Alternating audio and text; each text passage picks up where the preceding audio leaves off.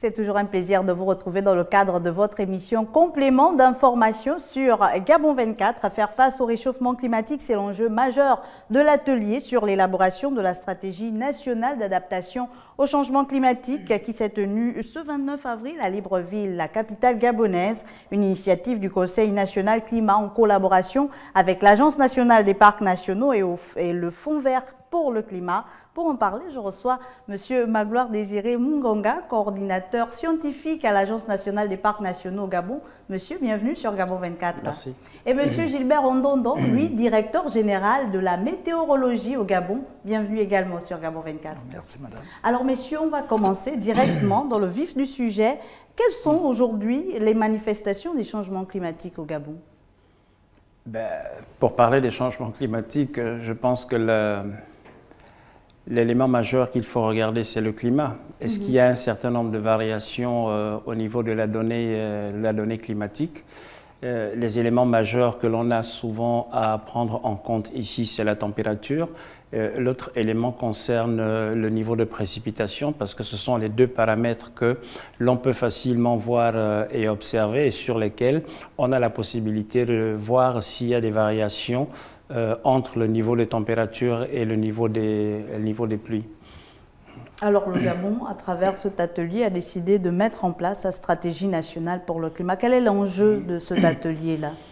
Ce qu'il faut dire derrière cet atelier, c'est d'abord qui est le dépositaire de la donnée climatique au niveau du Gabon et est-ce que cette donnée est disséminée sur l'ensemble du territoire. Il me semble qu'au niveau du Gabon, et ça je le trouve un peu déplorable, que ce ne soit pas la météo qui soit dépositaire de l'ensemble de toutes les données climatiques que nous avons sur l'ensemble du territoire. Le directeur général qui est là le dira peut-être mieux que moi. Oui. On dispose d'un certain nombre de données, on dispose d'un certain nombre d'informations, mais est-ce que ces données et ces informations-là sont suffisamment standardisées pour permettre que la donnée que l'on puisse donner au public soit la donnée la mieux indiquée possible? C'est la raison pour laquelle au travers de l'information mondiale qui est donnée en lien avec tous les changements globaux que l'on connaît un peu partout dans le monde, le Gabon a eu cette initiative déjà en 2010 et 2011 de proposer une orientation en matière d'adaptation de la zone côtière gabonaise face aux effets des changements climatiques. Quelques années plus tard, donc en 2019, il y a le Fonds vert qui a permis qu'on puisse élargir le champ d'intervention de cette adaptation pour lui donner un caractère relativement national.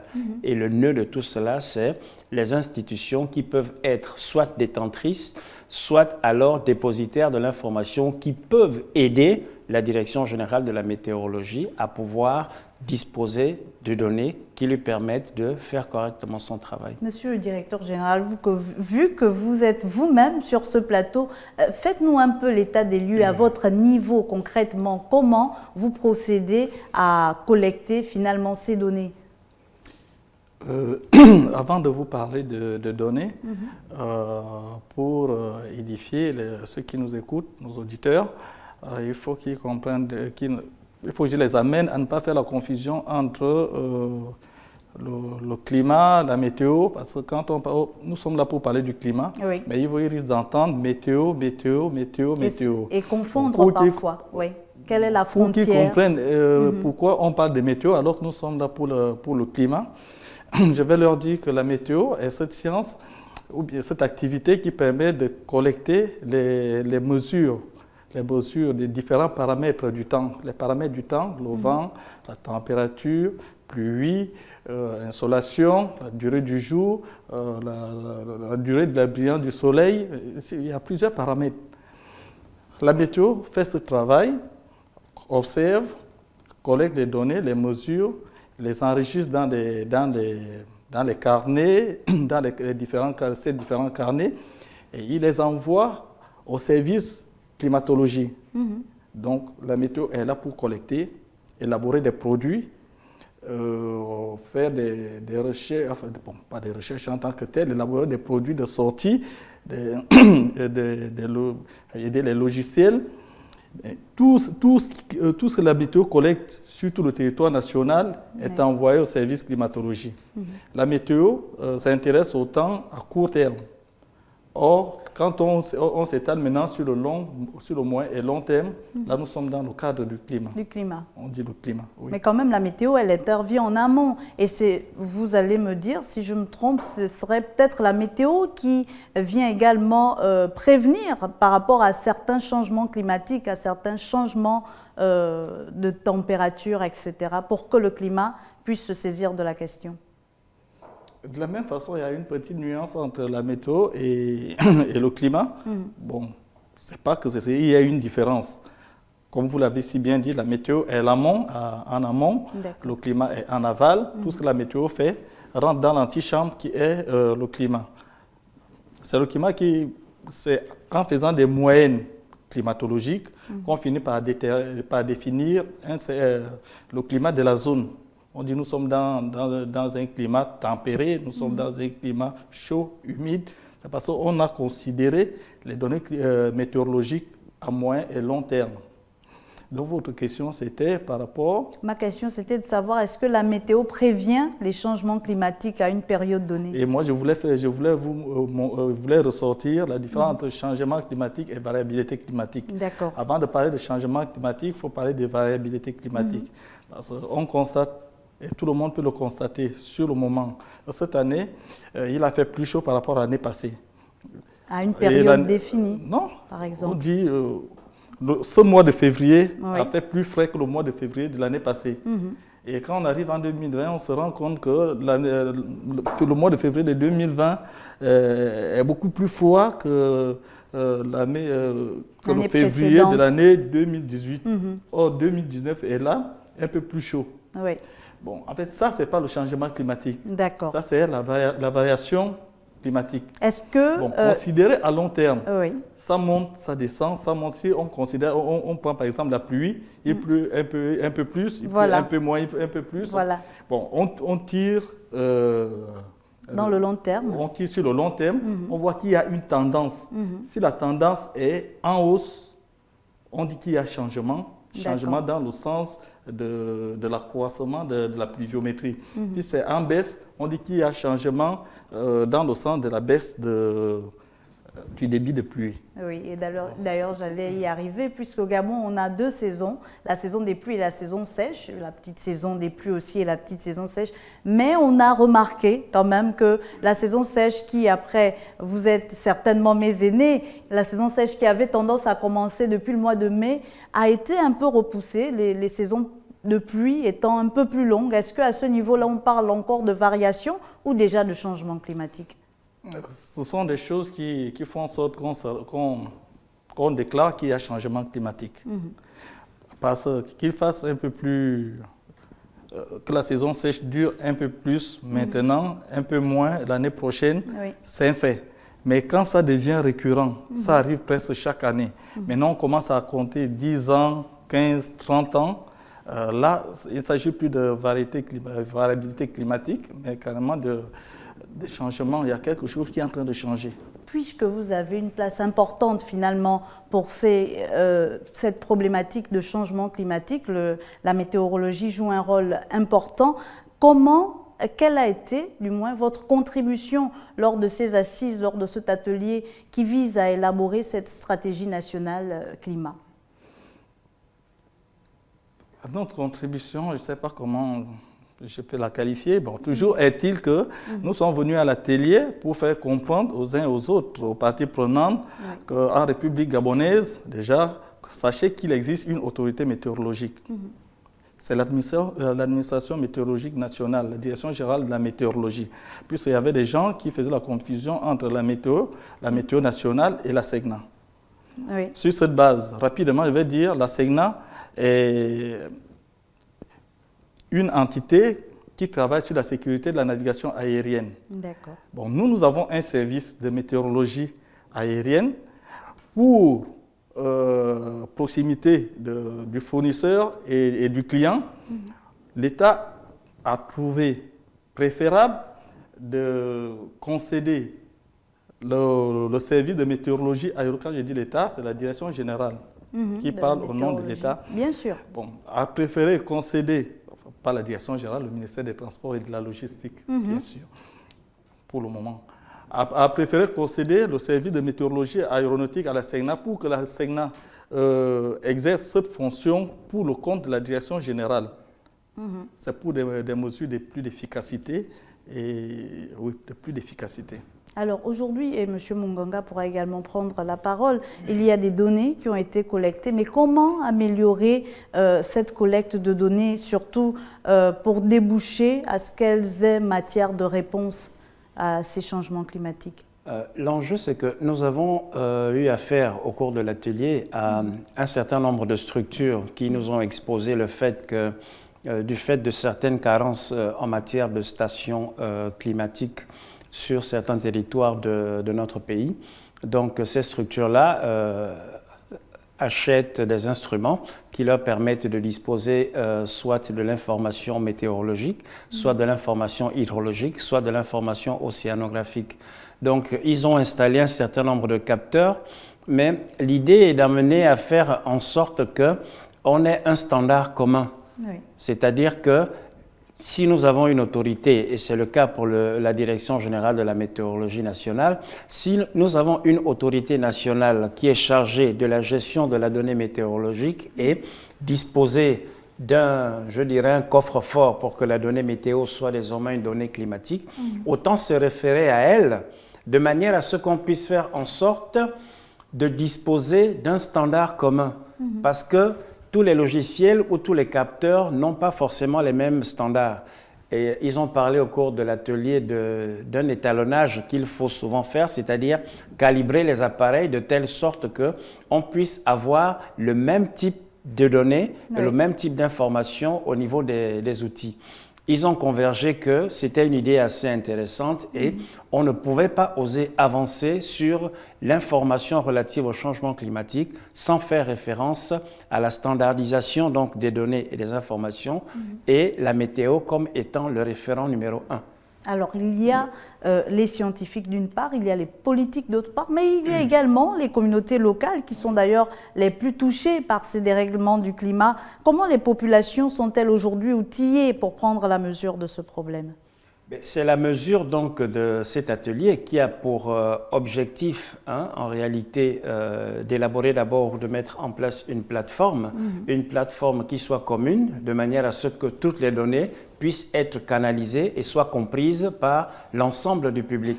C'est quelque chose qui a un peu manqué au niveau de notre pays, mais désormais, la plateforme a été validée par l'ensemble des structures.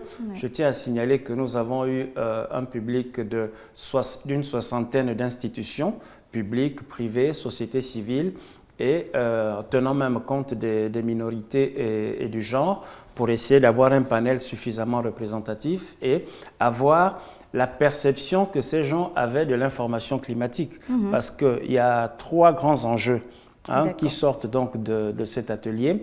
Le premier sur le renforcement de l'instrument climatique, qui est comment faire en sorte qu'on puisse disposer le mieux possible de la donnée et de l'information climatique. Et c'est là où la météo avait une place prépondérante. Le deuxième gros enjeu se rattachait donc à la priorisation des investissements à réaliser lorsque le changement climatique deviendra une réalité par rapport aux investissements que nous avons sur l'ensemble du territoire. Et troisièmement, voir si les structures qui sont appelées à répondre efficacement à la cote d'alerte du changement climatique sont en même de pouvoir se coordonner entre elles. C'est pourquoi on a mis une place au niveau de ce qu'on pouvait considérer comme étant renforcement de capacité et des synergies qui peuvent se développer entre les différents acteurs pour qu'on puisse avoir un canevas qui permettent aujourd'hui de limiter au maximum les dérives sur la donnée et l'information climatique. Monsieur Munganga, Monsieur Ndondo, on va marquer une petite pause, juste le temps pour nous de regarder cet élément. On se retrouve juste derrière. Les effets du changement climatique sont souvent difficiles à quantifier, leur origine aussi. Le Gabon entend donc mettre en place un système de suivi climatique pour une meilleure information. Pour y arriver, le défi du Gabon est désormais de se doter des données fiables. Nous allons aborder 3 axes principaux. Le premier axe concerne la donnée. parce qu'il est important de savoir que si la météo change, si le temps change, si le climat change, il faut qu'on puisse disposer de la donnée sur l'ensemble du territoire. Donc on essaiera de voir au niveau de la Direction générale de la météorologie quelles sont les différentes lacunes qu'ils ont pour pouvoir acquérir la donnée climatique et de quelle manière on peut faire pour améliorer la récolte de cette donnée climatique. La Convention cadre des Nations Unies définit les changements climatiques comme des changements de climat attribués directement ou indirectement à l'activité humaine. Malgré l'absence de données fiables au Gabon, l'on peut tout de même observer quelques phénomènes qui pourraient résulter du changement climatique. Au Gabon, ce que nous savons, c'est que nous avons des secteurs qui pourraient être vulnérables au changement climatique. Sur l'agriculture, nous avons déjà la preuve qu'il y a des perturbations dans la saisonnalité. Donc vous savez qu'on a une agriculture basée sur l'alternation entre les saisons sèches et les saisons des pluies. Et on rencontre de plus en plus de perturbations. Donc une entrée un peu plus tard de la saison des pluies, une période un peu plus longue de la saison sèche, et ce qui fait en sorte qu'on a des cultures, comme par exemple le manioc dans le Wollentem, qui n'arrivent plus à pousser et à produire les quantités estimées.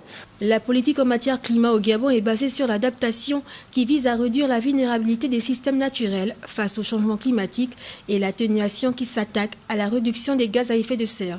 Dans les prochains mois, le pays compte se doter de 6 nouvelles stations météorologiques en vue de renforcer l'accès aux données. Si vous nous prenez en cours, vous êtes sur complément d'information sur Gabon 24. Aujourd'hui, on parle de climat avec Monsieur Gilbert Ondondo, directeur général de la météorologie au Gabon, et Monsieur Magloire Désiré Mungonga, coordinateur scientifique à l'Agence nationale des parcs nationaux. Alors, messieurs, on l'a vu, il y a des enjeux prioritaires pour cette stratégie nationale climat, notamment celui de prioriser les investissements. Est-ce qu'il faudrait agir vite? Quelles sont les actions qu'il faudrait mener à l'endroit des populations à court terme? Déjà, moi je pourrais signaler que certains environnements sont déjà sérieusement atteints et les investissements coûteront forcément cher. Et je puis encore signaler que ne rien faire amènera à faire en sorte que ça coûte encore plus cher. Alors, je ne vais pas vous couper. J'étais récemment, par exemple, entre la Sablière et le Cap. Là, la route est complètement coupée côté plage. Entre-temps, il y a des investissements qui continuent d'être faits par les particuliers, j'imagine. À ce niveau-là, est-ce qu'il y aura une sorte de dédommagement de l'État ou est-ce qu'il faudrait déjà alerter ces populations pour ne pas poursuivre leurs investissements? Pour prendre le cas de la Sablière, je crois qu'il y a plusieurs effets concomitants que l'on veut rattacher au changement climatique, mais qu'en réalité, c'est beaucoup plus lié aux mauvaises actions qui sont entreprises par les populations dans ce type de milieu-là. Parce qu'il ne faut pas perdre de vue que le littoral est un milieu qui est très dynamique, qui est très mouvant, et que toute perturbation de son système de fonctionnement entraîne forcément des dégradations qui vont avoir de grosses répercussions sur les ouvrages et les infrastructures qui sont représentés. Deux faits sont à prendre en compte ici. Le premier qui se rattache directement à l'extraction de sable que les gens font directement sur la plage. Et il ne faut pas perdre de vue que le long de la plage, il y a des déplacements de sédiments qui vont d'un lieu vers un autre. Et lorsqu'on perturbe ces déplacements, ça aggrave le mécanisme en aval. Un peu comme le directeur général vous a dit ici, on a affaire à un processus où la distribution part de l'amont vers l'aval. Si au milieu, il y a une perturbation, c'est l'aval qui va être impacté. C'est exactement ce qui se déroule au niveau de la Sablière où les zones de distribution sont relativement perturbées à cause soit des extractions de sable, soit alors des constructions qui sont faites trop près du rivage.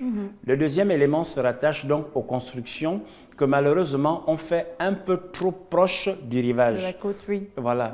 Et ces constructions-là perturbent là aussi le mécanisme de transfert ou d'échange des sédiments qui partent toujours de l'amont vers l'aval. Lorsque la mer ou les vagues viennent percuter un mur, par exemple, ce mur va se retrouver affecté parce que la charge sédimentaire qu'il y a en dessous n'est plus redistribuée à la côte et malheureusement, ça aggrave le phénomène d'érosion. Monsieur, oui, allez-y. Et parler parler de dédommagement, sachant qu'on est dans un territoire qui est relativement mouvant, je me vois assez difficilement compétent pour en parler. D'accord. Monsieur le directeur général, vous faites un travail important et je le signifiais déjà. Mais alors, est-ce qu'il ne faudrait pas, au-delà de l'aspect technique, donc que vous transmettiez le bébé à ce qui s'occupe du climat, aller également vers les populations pour informer ces dernières? Disons que faire de la météo fait partie des fonctions régaliennes de l'État parce que la météo est une activité transversale sur toutes les entreprises humaines. Bien sûr. Fonction régalienne, nous avons le devoir d'informer régulièrement le public.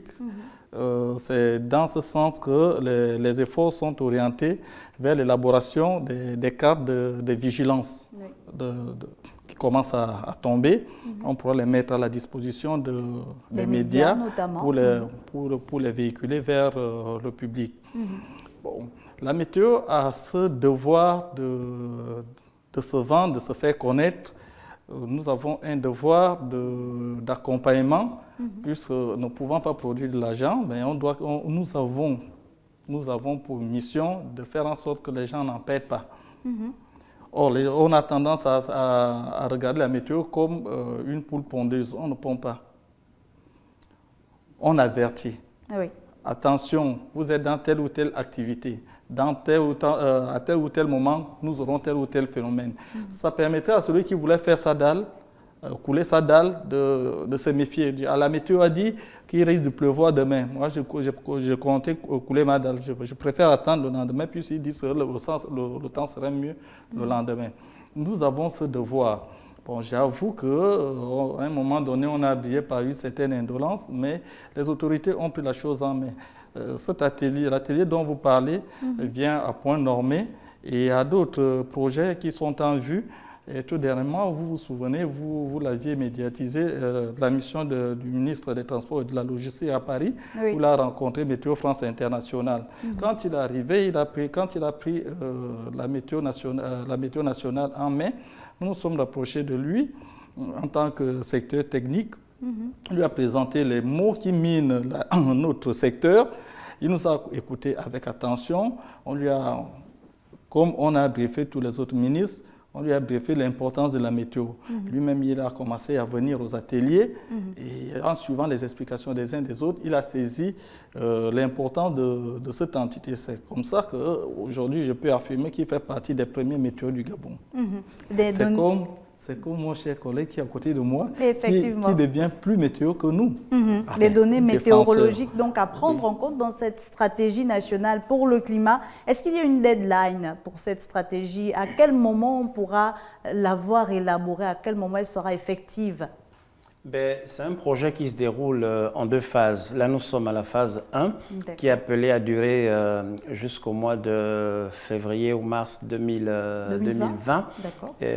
Au moins, il faudrait qu'on puisse, au travers de cette stratégie, pouvoir définir les zones qui sont sensibles à la météo, dans le sens où on ne dispose pas de données en tant que telles.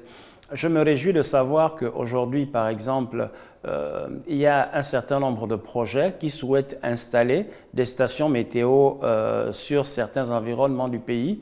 Mais le souci ici est de permettre que les fameuses stations soient installées plutôt avec le concours de la Direction générale de la météorologie, parce qu'ils sont quand même assez habilités à mieux nous renseigner sur les endroits qui peuvent être à risque par rapport à tous les enjeux qui se rattachent, quitte aux activités humaines, quitte à la vulnérabilité face aux effets aggravants des changements climatiques. Une telle stratégie fait, vous conviendrez avec moi, appel à des financements. Oui. Quid du financement? Est-ce qu'elle rentre dans l'applicabilité du Fonds vert climat? C'est effectivement grâce au Fonds vert que le projet a vu le jour, avec le concours conjoint du Conseil national climat et la Caisse de dépôt et de consignation. Nous, à ANPN, nous ne sommes que l'organe technique qui assure en réalité la facilitation dans le cadre de ce projet. Mais notre souhait est de faire en sorte que l'ensemble des institutions puissent s'approprier le projet, parce que la météo, une fois de plus, c'est une donnée qui a un caractère national et multisectoriel. Si on n'en prend pas conscience, il y a un certain nombre d'événements qui risquent de s'aggraver en faisant en sorte que les gens puissent perdre davantage d'argent puisqu'ils ne pourraient en gagner, quoi. En tout cas, je vous dis merci à vous deux. Nous sommes arrivés au terme donc de cette émission. Merci à vous, Monsieur Magloire Désiré Mungonga, coordinateur scientifique à l'Agence nationale des parcs nationaux, et à vous, Monsieur Gilbert Ondondo, directeur général de la météorologie au Gabon, une stratégie nationale d'adaptation fortement attendue. Merci à vous d'avoir été des nôtres une fois de plus. Je vous rappelle que le climat, c'est l'affaire de tous. Ne l'oubliez pas, y penser, c'est penser à la survie de la planète. Merci encore, chers téléspectateurs. Je vous dis donc à très vite sur Gabon 24.